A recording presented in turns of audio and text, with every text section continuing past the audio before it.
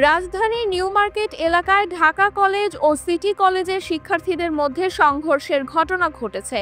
বৃহস্পতিবার দুপুর 12:30টার দিকে শুরু হওয়া এ ঘটনায় 3 শিক্ষার্থী আহত হয়েছেন।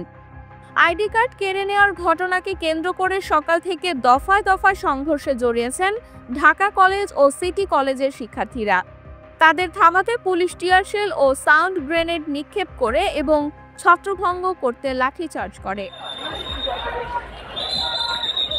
ধানমন্ডি জোনের সহকারী কমিশনার শাহ মোহাম্মদ তারিকুজ্জামান জানান, প্রথমে ঢাকা কলেজের শিক্ষার্থীরা সিটি কলেজের শিক্ষার্থীদের ধাওয়া দেয়, পরে পাল্টা ধাওয়া করে সিটি কলেজের শিক্ষার্থীরা। এ সময় 3 শিক্ষার্থী আহত হন। তাদের ঢাকা মেডিকেল কলেজ হাসপাতালে পাঠানো হয়েছে। তিনি আরও বলেন, দুপুর 1টার মধ্যে পরিস্থিতি নিয়ন্ত্রণে আসে। বর্তমানে এলাকায় পুলিশ সতর্ক অবস্থানে রয়েছে। স্থানীয়রা জানান, সংঘর্ষের সময় ধাওয়া পাল্টা ধাওয়ার কারণে নিউ মার্কেট এলাকায় যানজটের সৃষ্টি হয়। পরে পুলিশ গিয়ে যান চলাচল স্বাভাবিক করে। উল্লেখ্য, এর আগেও শিক্ষা প্রতিষ্ঠান দুটির শিক্ষার্থীরা বিভিন্ন তুচ্ছ ঘটনাকে কেন্দ্র করে কয়েকবার সংঘর্ষে জড়িয়েছে।